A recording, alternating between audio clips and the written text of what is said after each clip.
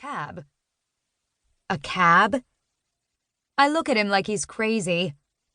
"I don't have the time or the money for that either. Can you ring Kitty?" 30 minutes later, Kitty's dropping me off in her cute little Mazda, a sparkling new car that's trendy and functional and just perfect. "I'm really sorry about that, honey," she says, leaning over to give me a kiss on the cheek. "You know I don't pay attention to the signs. Do you need me to find your car? I can call Roberto, my mechanic. He knows his way around a car." She pauses to giggle, among other things. "Your mechanic, too?" What can I say?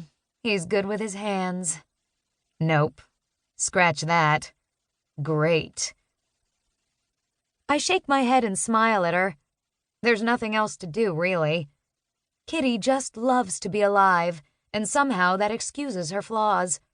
Also, she doesn't care what anyone else thinks.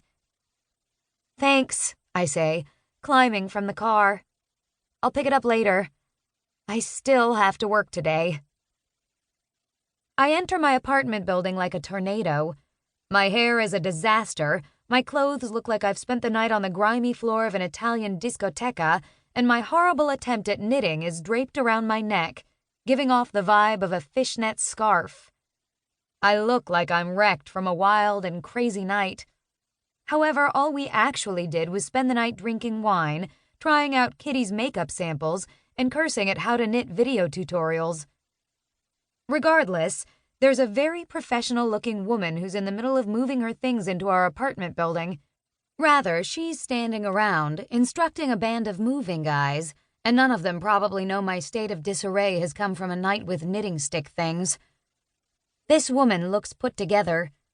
She's standing in way-high pumps with a tight little pencil skirt and beautiful bushy hair. Even her moving boxes look expensive.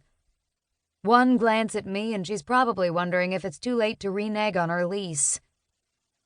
"Are you freaking kidding me?" I murmur, glancing at the elevators. There are two. The problem is that they're both currently taken by very large things, and there's no space for me to fit into any of them. Apparently, the woman moving into my building has more things than the Minnesota Institute of Art. It's Sunday morning, and I need to get to the diner. It's the only day of the week busy enough to require a full staff, and as the owner, I can't be setting a bad example, showing up late looking like an out-of-work showgirl. "Do you need—" The woman has half a sentence out of her mouth, but I'm already hurtling down the front steps. There's a secret entrance to my building, and nobody knows about it but me. Well, actually me and Fred. Fred is the janitor who told me about it a few years back. On a day similar to this one, my parents had been waiting in this very lobby to pick me up. Meanwhile, I'd scrambled to my building, running late as always from Kitty's birthday party, wearing a very tiny sequined dress. I'd run into Fred and asked him to distract my parents while I slipped into the elevator. He'd done me one better and had taken pity on me, showing me to the back elevator so I could sneak into my apartment and change before my very wholesome parents saw all too much cleavage. I'd owed him free coffee from the diner for a month. The only issue is that this elevator isn't technically supposed to be in service. It's an old service thing locked way in the back between the building and the garage. It's in a cement corridor that's damp, dark, and the perfect setting for a horror flick. In a pinch, however, it gets the job done. I punch the button and wait, ignoring the out-of-service signs and twiddling my thumbs. I pull out my phone and check the time. Just over 20 minutes to go until I'm officially late to work. I need a shower and a change of clothes, a change of hair if that's possible, and a few spritzes of perfume. With my luck, I'll never make it on time.